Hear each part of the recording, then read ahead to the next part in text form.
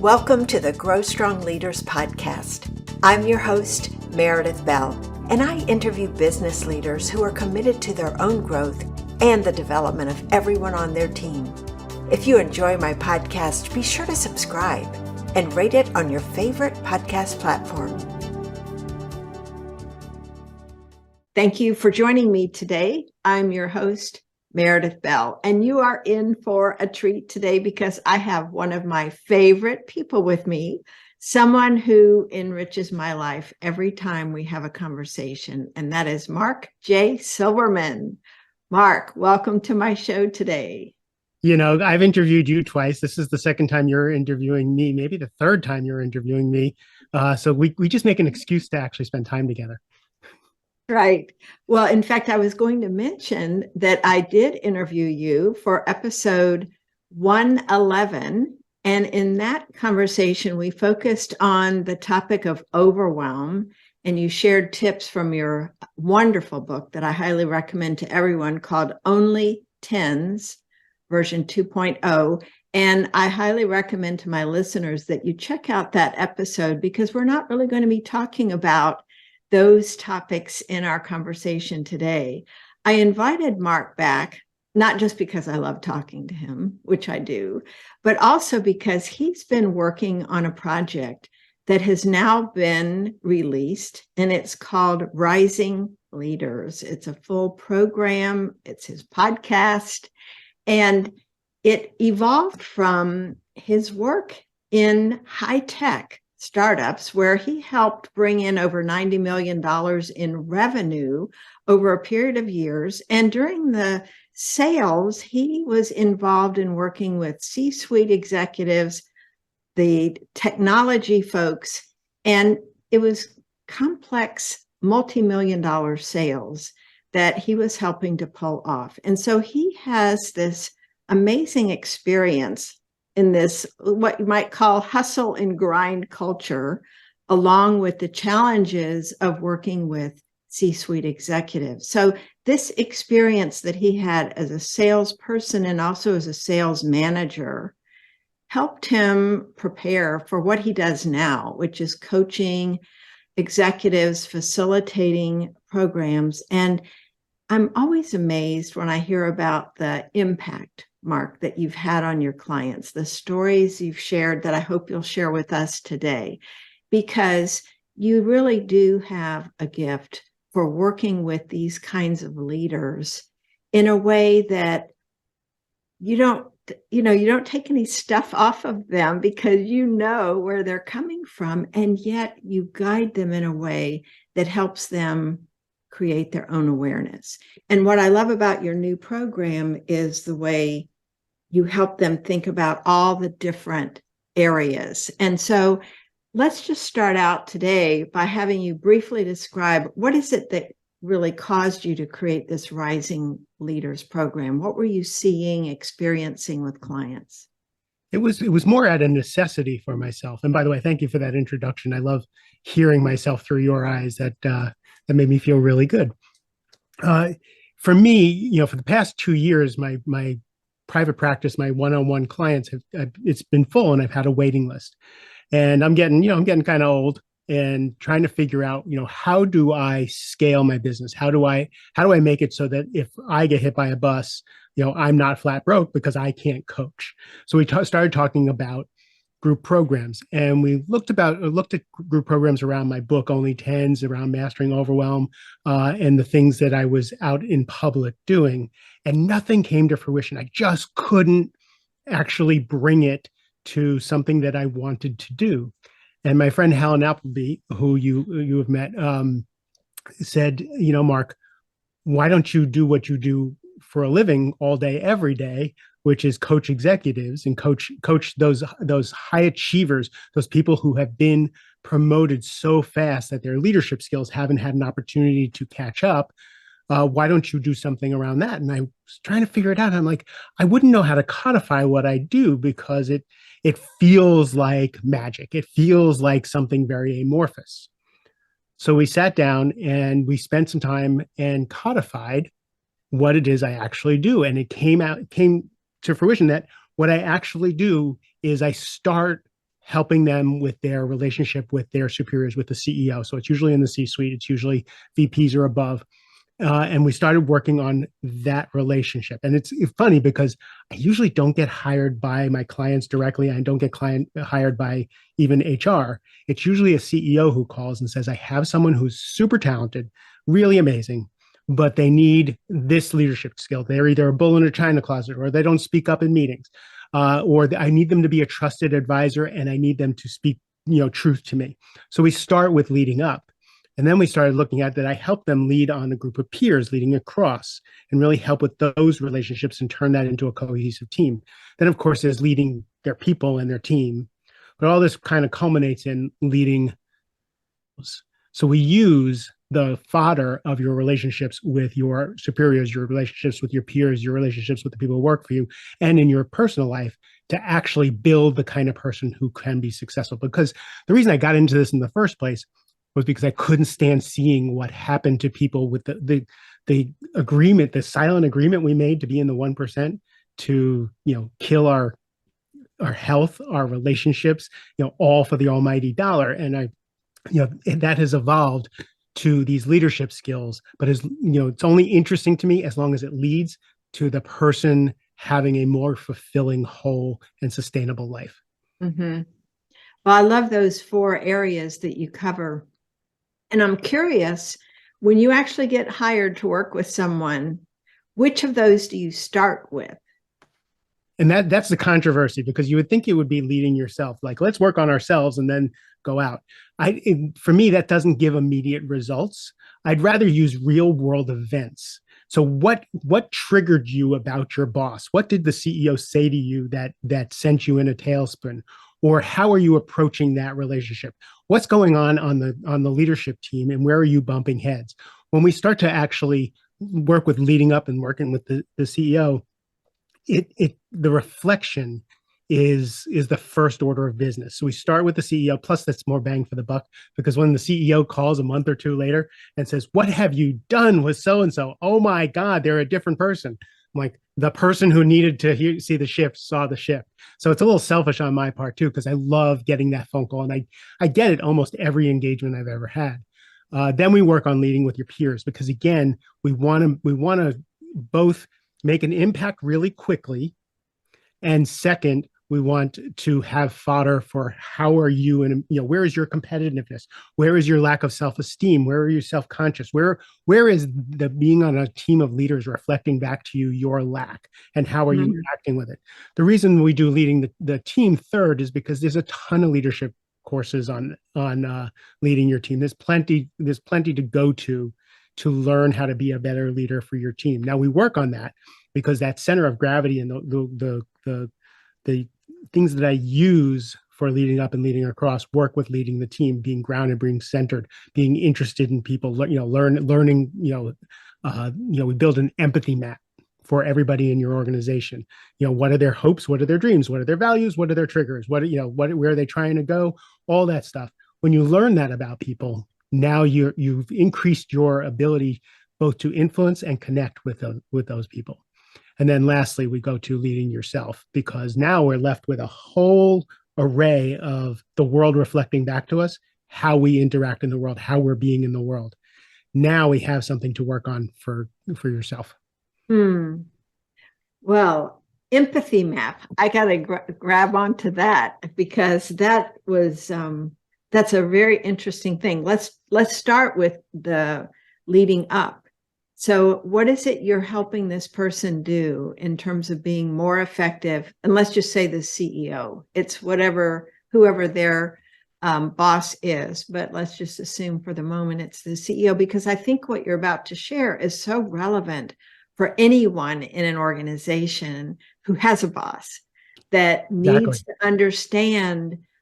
And you're right, there's lots of leadership material for leading your team, but not so much for up. And so I would love to have you share first of all, what are some of the struggles people have with dealing with their CEO? What are some of the obstacles, and how are you helping them develop this empathy map that you referenced that makes that relationship better?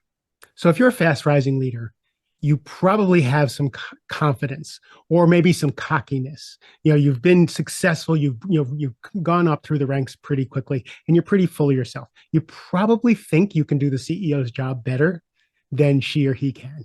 Right? You probably have, you probably have, you have a vantage point of the company and the inner workings of the company, sometimes that the CEO doesn't. So you think you know better than they do. So the first thing I do is kind of right size them to understand that the CEO is the CEO for a reason, right? The second piece is often CEOs are absolutely wonderful, amazing people. But also, if you're going to be in a fast growing company, the personality type for someone to become a CEO of that organization is going to be pretty tough, right? They're going to have personality quirks. They may be a visionary with ADD, right? They're wonderful, they're amazing. But if they're a visionary with ADD, they're going to be spouting out projects and direction and all kinds of stuff. And they're going to need people on the team to hone that visionary in to the projects that they can actually work on, right? So you have to be able to speak truth to power, but you have to be able to speak truth to power in order for them to hear it. You can't say no to your CEO. You can't say no to your boss. So what I teach them is to say, we can actually do that, but it will impact X, Y, and Z in this way, or we'll need these resources, or we won't be working on this, or these are the, we could do that, but these are the pitfalls that I see. So let me know what your decision is. Now you're a partner with the CEO instead of being, kind of a roadblock. Because the CEO doesn't want to hear no. I remember when I was talking to one, we were doing when we do the 360 interview, I'll meet with my client and then I'll meet with the CEO and we'll have a conversation about the coaching objectives. And one of the coaching objectives was learning how to say no to a visionary boss. And this boss was, again, an idea machine, just constantly, tripled the company. So of course you want that person at the helm. But the problem was that when she came to that person, the no was too harsh. So I said, I'm teaching him how to say no to you. And that was a slip of the tongue. And I said, I didn't mean no. I said, and she says, no, don't let him ever say no.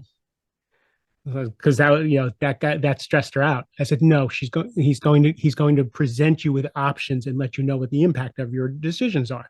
And she was like, that's perfect. That's exactly what I need in order to be able to make decisions. So that's the kind of thing that we do.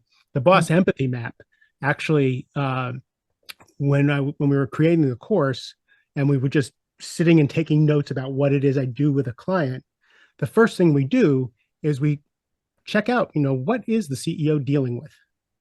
What are the pressures? What are their goals? What's the vision? What are their challenges? Who's a challenge person on their team? Because every CEO has someone on their team that's not rowing in the direction that they need them to row, right? What does the board want them to do? What do you not know about your boss that they're dealing with that you need to know in order to know what the whole person is? Now, what triggers them, right? If you know that, let's say we do Enneagram, which is a personality test. And we find out that their personality is fear-based. So the boss rages when they're in fear. If you get caught up in the rage, there's nothing you're going to be able to do. You're either going to fight back or you're going to shrink when someone's raging. But if you understand that the rage is coming from fear or lack of control or whatever is behind that, because again, anger, I believe anger is a secondary emotion. It either means sadness or fear. So if that's happening, if you can figure out what they're afraid of, and you can watch them calm down when you come back to them with, oh, so what you're actually upset about, is X, Y, and Z. Is that what I'm hearing? Yes. Now they're feeling heard. Now you can have the conversation and you can bring them down. But if you're reacting to the anger, you're screwed. So you got to get conscious fast, and it's your job. If I was coaching the CEO, I would say it's their job not to rage. But I'm not coaching the CEO. I'm coaching you. So it's your job to either quit or learn how to deal with it. Mm-hmm. That's great. So I love this with the empathy map. So the idea is to really try to see things through that person's eyes, to understand everything they're dealing with. So you're not coming at it just from your personal interests. Exactly. and what you want, but understanding what kind of approach and response is going to help you both get what you want. Is that more of the idea? That is a much more articulate way of saying what I just said. Yes, very much so. I But was that's listening. why I hang around with you.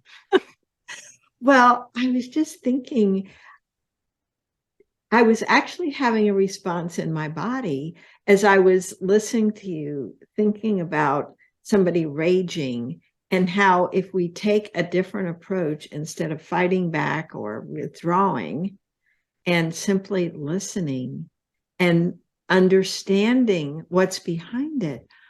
To me, Mark, what you're saying in this approach of understanding the boss first, it's still raising the awareness of the individual. So you're really working in parallel on their own development. Do I have that right? You now know the secret sauce.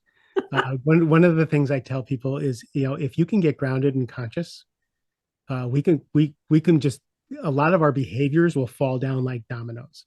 If I can get you grounded and conscious in any given situation, you'll be in relationship. Your creativity will be available to you. You'll be better in every single situation. So I say we can play whack-a-mole with your behaviors, or we can work on how you're being in any given situation. And if we do that, right, you're in better shape. The other Mm. piece, the other piece to that is, you're also raising the consciousness of the person you're talking to. If you can get grounded and centered, and you can help your spouse get grounded and centered, your child gets out grounded and centered, or someone at work, now you're helping get to resolution faster. Mhm. Well, let's talk about the peer leading with a peer group, because that can be a challenge because the competitive nature of people that are rising fast. And so how do you help them view these peers from a more collaborative spirit than from competition? It's funny. I'm getting some crap for people who are getting advanced copies of the book. I call it the fine art of co-opetition. Ah, Leading on a group of peers is co-opetition, and the pushback I'm getting from other coaches is, we really want this to be a kumbaya. We really want this to be a synergistic thing. We want this to be a healthy team. And of course, I want that to be a healthy team. I want everybody rowing in the same directions. I want everybody caring about each other. It's just not realistic. If you're at that level in any organization, it means you have ambition. It means you have ideas. It means that have some drive to you. So if you're going to be in a room with other people, acknowledge that first, that you want your idea heard, right? And that the other person wants their idea heard, and you're competing for some of that, right? So once you put that at the tip of your sword, once you put that forward, now you can pick and choose how you want to be. Then the thing that I do that's sobering is, so let's just say you want to get promoted. Okay. Do you want to get promoted and be the person who says, "Oh my God, I can't believe that brown noser got promoted, or that person did this to get promoted, or that?" Or do you want to be the person who everybody points to and goes, "Absolutely, that's the person who should get promoted"? Do you want to create a support system when you're the one who gets elevated? Which one do you want to be? Because that starts now. How you act on this team, how you deal with your drives and ambitions, and your triggers and all that stuff, is what's going to happen to when you get that promotion. And that sobers people up pretty quickly. They're like, no, I want to be the person that everybody supports. Like, great, let's start on that now. oh, I just think that's so powerful, because what you're doing is helping them think ahead, of consequences. Yeah, you could do that in the short term and feel pretty good about having said that, done that, gotten away with that. And yet, is that person going to be in your corner when it comes time to backing you for this promotion? I think that's great. What kind of pushback do you get from folks when you are, or do you get any? Do they buy into this pretty quickly because they see the wisdom of what you're sharing with them? Again, it depends on the personality type, right? So if you have a personality type who is really their motivation is, their deep fear is being out of control, right? Then you have to coach them that way. If another person is more about harmony and connection and doesn't speak up enough, you have to coach from that direction. So the pushback is usually the wrongs that have happened to them in the past and why they are the way they are, or why they have to be dog eat dog in the first place. And I had a conversation with Mark Crowley, who you interviewed and introduced me to, and he said, you really want to blaze your own trail. Do you really want to be buffeted about by how other people are being, or do you want to be the kind of person you want to be and have that reputation? I love that he said that. So again, I'm trying to teach people to be the person they say they want to be. And anybody who hangs with me, and most of my clients, renew over and over again. Anybody who hangs with me knows I'm not going to stand for cutthroat. You can be Steve Martin, be so good that you can't be ignored, and you don't have to push anybody else down. I want you to be the most supported person on the team. Mm-hmm.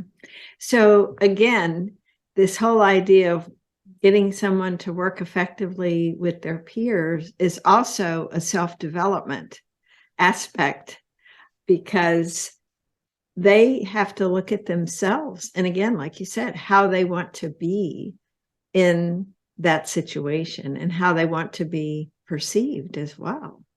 I was just talking to one of my clients someone was driving him crazy on the team. And it was a new addition to the team. And he's like, he's just not a fit. He's not the cultural fit. He's like, and then he says, now, how do I know if this is him or it's me? And I love that he asked the question. Like, just asking the question, that's a place to start, because the truth is it's both, right? He's not a cultural fit. He's, he's this way, that way. And where is it triggering you, right? If it's triggering you, now we have something to look at. Because if it's triggering you, it has nothing to do with him. He's just mirroring something back. So now we can do the work there. And that's what I love about this. If you're on a group of peers, you're going to be triggered. Your fears are going to be stepped on. You're going to feel disrespected, all that stuff. You're going to feel left out. All the things that are on the playground, you're going to feel in the boardroom. So how do you, again, we don't have to do leading you at the end. We do it right there when you're triggered by someone else on your peer group. And how do you, instead of attacking, instead of slinking away, instead of handling it in an unhealthy situation, how can we grow ourselves up and go handle it in a manner that's going to be productive? Yeah, it seems like these are all working in parallel, because when you're coaching someone, they're dealing with all these different areas all the time. And so it's fascinating. When I think about them leading a team, especially for someone who has been an individual contributor for a long time and not been in that leadership role, what are some of the things that they struggle with letting go of or acquiring in that role of being a leader to others? Well, the first thing is they probably got promoted for being better than everybody else at that particular job. And now their job is to oversee other people doing the job that they were really good at, and possibly not do it as well as they do it. That's really hard for high achievers to let go of that, and to know that it's going to take time and coaching and teaching and et cetera, to help people get up to the level that you need them to be. The other acceptance things I've heard several times in some of my interviews is, if someone can do that job 80%, now you have 3 people doing that job 80%. You now have 240% more capacity than you doing it alone. So you can actually coach them up. But getting their hands off of that is the first. But the second is, once they start to delegate, and when they get really good at leading a team and the team's running really well, I hear this almost every time. So what's my job? Like, what do I actually do? That ego thing of, if I'm not doing, I'm not actually contributing any value. Leading doesn't have the same cachet and value to the ego. So we have to kind of adjust how they feel about those things. and get their self-esteem from different places, from seeing other people succeed, to Mhm. know that they're, and when their people get recognition, to know when their people get recognition, that is recognition for themselves, right? Those kinds of things are really hard for the ego to deal with. That's such a good point. Well, you mentioned coaching a number of times, and that seems like such an important aspect of someone in a leadership role. And yet, from different organizations where I've talked, they're just many of them are just introducing this idea of manager as coach. That hasn't always been accepted. It was more managing the things, the projects that were getting done, as opposed to really developing the people. And do you find that at all in your work, that that's a shift that these leaders have to make, that as part of their role and what they're supposed to do now is be the coach and encourager of others? It's one of my kind of ornery admonitions of people. It's like, you don't do your job, you don't lead people in spite of your job, or lead people as a side thing to your job. Your job is leadership. Leadership is not easy. It takes a ton of work. It takes patience. It takes training. It takes creating agreements over and over and over again, right? It takes so much work to coach. So I think that a lot of people are giving lip service to manager as coach because everybody's so busy. But the people who actually embrace it and realize that that is now my job, and learn those coaching skills from, I think, you have a book out on how to create a culture of coaching, right? And you give a step by step on how to do it. It just takes time. It's kind of like food, right? We know we should be eating salad for dinner, but the frozen pizza is easier to throw in the toaster oven. The salad, you have to take it out of the refrigerator. You got to chop it up, right? You got to put it in, and you got to do all these things. Where the pizza, you just throw it in the oven. That's what leadership is. Leadership is chopping up the salad, washing all the vegetables, putting it all together, and having something healthy, substantive, and sustainable. I think people want to. I just think they're busy, and it takes a lot more work than anybody ever thought. Mm-hmm. Well, you mentioned a word that I think is so important, which is agreements. And a lot of times we have these unspoken expectations, or we think we've been clear in stating what we expect from someone. I would love to hear your distinction between an expectation and an agreement, and the difference it makes in how things get done. My definition of agreements versus expectations is, our mutual friend Steve Chandler has a wonderful take on that. It basically is if you do not create strong agreements, expect to be disappointed. At best, maybe someone will meet what you decided, to have happen, but most of the time you're going to be disappointed. Having explicit agreements and stating it. And again, if you have a teenager, you understand this. And you ask a teenager to go do something, and they don't do it. And then you ask a teenager to go do it, and they agree to it, and they don't do it. And you say, what happened? They said, we never talked about it.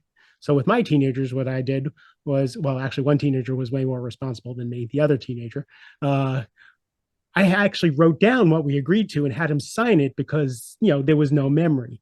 That's creating an ironclad circuit, right? Of, we agreed to this, we agreed it's going to be happen this way, and we now both agree. You're not going to have someone that works for you to sign that, but you can take that extra effort. Again, this takes extra effort. Throwing the pizza in the oven is the expectations. Creating agreements is creating the salad, which is, okay, so this is what we've agreed to. If you're not going to meet that, what we agreed to, you agree to come to me and let me know that, right? And you close that loop. Once you close that loop, now you have much more of a chance to have things work out. Mm-hmm. What do you say to a leader you're working with who may push back about agreements, that it's hard to get people to commit, or something else where they just seem to be disappointed a lot at the lack of completion or fulfillment of what they thought was an agreement? How do you help them get through that to understand more clearly what it really means? So I actually had this happen with a CEO, and his team was just not hitting goals, not finishing projects that they said they would finish, and this was happening over and over again. So I had him look at his own agreements with himself. He said he wanted to exercise 4 times a week. Are you exercising 4 times a week? No. He said wanted to eat a certain way. Are you doing that? Right. So we went down the list of things he wants for himself and agreements that he's breaking with himself. That how are you with your people? And what I know about him is he's always late to meetings. So you're late to meetings. Are you keeping agreements with your people? So we started working on keeping small agreements for himself. I said, you know what? This is going to happen like dominoes. The moment you start keeping your word to yourself, your people will start keeping their word to you. And didn't happen. It did not happen? Nope, didn't happen in this particular instance because, again, couldn't keep his word to himself for those things. Now, fast forward another 6 months of our coaching, and something happened where he had to shift. Right? Things happened in the business, things happened in his life, and he actually started keeping his word. He started going to the gym. He everything we talked about. Something happened so that he had to keep his word. The company is running so differently right now. It's really amazing to watch. I was right. If you're not keeping your word to yourself and you're not keeping your word to them, don't ever expect them to keep their word to you. That is such an important point because, it's so easy for us to look out at this other person and what they're not doing instead of, again, looking at where am I not being consistent or doing this. One of the other, I just love that example. And I remember you giving another one, and I would love for you to share this about the person you were coaching, and all you asked him to do was observe how people responded to him. Would you share that? I just think it's so powerful because it goes back to really working on self in the context of affecting your team. I have this conversation so often that nobody's going to, everybody's going to think it's them. So I often get asked to coach bulls in the china closet. I often get asked to coach people who are rough around the edges and really are great at what they do, are actually really good people, but just kind of they do damage to relationships, to be frank. And I can't get them to, because of the personality types, and you and I know about when you're in a person, you have a personality type, you're kind of in that water and you don't understand a feeling person and a thinking person. Like if you have a statistics person, that kind of, heady math person, every time you ask them how they feel, they're going to tell you what they think. Right. So getting someone to understand something that's just not in their realm is really hard. So when I'm at an impasse with someone like that, and they say my relationships are fine, and that's what I always get. My relationships are fine, and I've done a 360, and I know their relationships are not fine. So just when you go into work this week, your only homework is to walk into a room, take a deep breath, and just pay attention to how people are when you walk in, when you walk into a meeting, when you walk by people. Do people stiffen up? Do people relax? Do people light up? Or do they get quiet? Like what happens around you? And almost every time it's so confronting. They're like, I had no idea that this is how I affect people. And I don't have to do any more coaching because they change. Byron, I think it was Byron Katie. I think she said it, but if people really knew the effect they had on other people, they would change. If you really knew you hurt another person, you wouldn't do it. So when people get conscious that way, I just watch them shift. So they don't want that around their world. Mm-hmm. What do you hear them report back? I'm curious. What kinds of things have they noticed and picked up that have that kind of impact on them that they want to change at that point? People stiffen, people quiet, people give me one-word answers. People leave the table. That kind of thing. And it's varied, but some of them I'm really impressed that they can see it's very hard when you're just going about your day to day to notice people stiffen around you. You really have to get conscious to notice that, especially when you've never noticed that. I'll notice it because I'm codependent, right? That was my safety growing up. So I notice how people breathe around me, a look, all that stuff.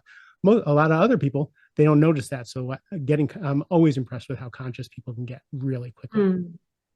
That's so interesting. And to me, it speaks very much to the trust they have in you, that they're willing to do that and not push back. I would think, well, I'm just curious, how do they respond when you give them that assignment? Usually they go, that's it. That's the only homework. That's the only homework. It's not as easy as you think. Oh, I just love the work you're doing.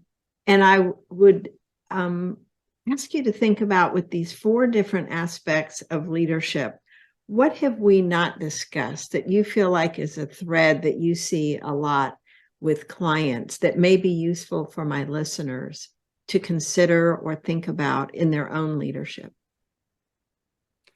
I think one of the threads is that we often work on and argue with and deal with how we think things should be rather than how they are.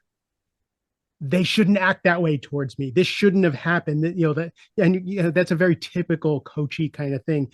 Is Byron Katie again. When you argue with reality, you only lose 100% of the time, right? So the boss shouldn't yell at me. They shouldn't be that way. They should be more emotionally intelligent. They're in a leadership. Yeah, I can't change that. Do you want to quit? Or do you want to learn how to work with it and actually become a trusted advisor so that you know how to manage that? Those are your options. If you want to stay and be miserable, I can't help you. Right. But it's also with your people. Like, oh my God, these people don't do this and they don't do that. And okay. Do you want to be a leader? Or do you want to go do something else? Because if you want to be a leader, there's certain things you're going to have to do. So when you deal with reality, when you stop arguing with how it's supposed to be and deal with how it actually is, and how do you need to change, what do you need to do in every given situation, you get a lot of power and a lot of energy back to deal with the situation. For me, like I had I'm traveling the next 2 weeks, and I had the dates wrong on something, and I had all these appointments just stacked on one of the weeks because I was doing so much traveling. I stacked this week, and there was some interviews on my podcast with people I was just dying to get, and I screwed it up. I had the wrong dates, and I can't back out of my trip. So I had to go send emails to all these people and say, "Can we move the appointments?" And 3 days went by, 4 days went by, and I still haven't sent the emails out. I'm just dying inside because it was so hard to get these people to schedule and all this stuff. And finally, I sat down on my computer, put my headphones on, my ADD music, and I banged out the emails. And response after response came back. Of course, Mark, this happens. We'll reschedule. We'll do this. 10 minutes worth of work. Everything's handled. The schedule is completely cleared. Everything's fine. I spent so much energy on the catastrophe, on how dumb I was for just all that energy, instead of saying, okay, this is what happened. I'm going to go handle this. Again, because I'm subjective, right? Anybody else can look at my life and my situation and go, of course you could, just send out the emails and handle this. I would tell somebody else to go do that. But when you're subjective, you have all that monkey mind going on with all that stuff. So that's what happens with leaders, is there's so much monkey mind going on with your relationships with your peers, with what your boss thinks of you, with what's going on with you. If you just stop and deal with reality, it changes everything. That's so important, because again, it goes back to our own beliefs, our own self-management, if you will. Because once we raise that awareness level and we are more conscious of reality, no matter who it is, we can respond more appropriately. That's such an excellent way to kind of wrap up what we've been talking about. And your example that you just gave reminds me of, I'll just share this real quickly, a call I had this week with someone that we have regular calls. And she was saying, oh, I've got this icky situation. And I'm listening to her describe, who's her ideal client and then who this person is. I said, that doesn't sound icky to me at all. It sounds like a gift that they're not working with you because they're not your ideal client to begin with. And it just shifted. It helps so often to have an outside person help us look more broadly at it, because we get down in the weeds, we get so involved emotionally with what's going on, like you were judging yourself, and yet it was like you were immobilized and couldn't take the actions that would relieve that discomfort that you were having. Yeah, it was so outsized. And again, I have a posse of people who I talk to because I want to get out of my monkey mind as soon as possible.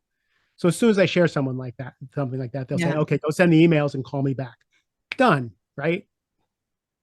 Yeah, what you bring up is such an important point, that we need this support system of people who can call us quickly on things when we get bogged down or caught up. Mark, I love the work you're doing. I appreciate so much the impact that you're having on the leaders you work with, but not just them, their families, their teams, their bosses, all around the wonderful impact you're doing because of your own life journey and all the things that you've learned and the gifts that you're bringing now. Can you please share with people how they can connect with you and learn more about your Rising Leaders program, podcast, and soon-to-be book?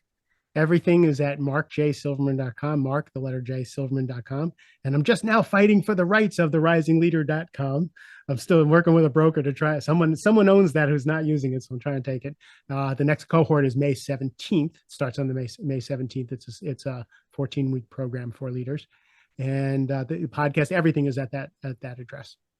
That's great. Well, I highly recommend to my listeners to check out Mark's program, because he's put so much of his hard-earned wisdom into that program, and it makes a real impact. And I want to thank you for scaling your business in that way so that you're able to have greater impact with more people over time. Mark, I've loved our conversation. Thanks for being with me today. Thank you, Meredith. Thanks for tuning into my podcast. Now head over to growstrongleaders.com and check out our 2 books, Connect with Your Team and Peer Coaching Made Simple. While you're there, download the free Facilitator Guide to find out how to implement our unique peer coaching system. Until next time, I'm Meredith Bell.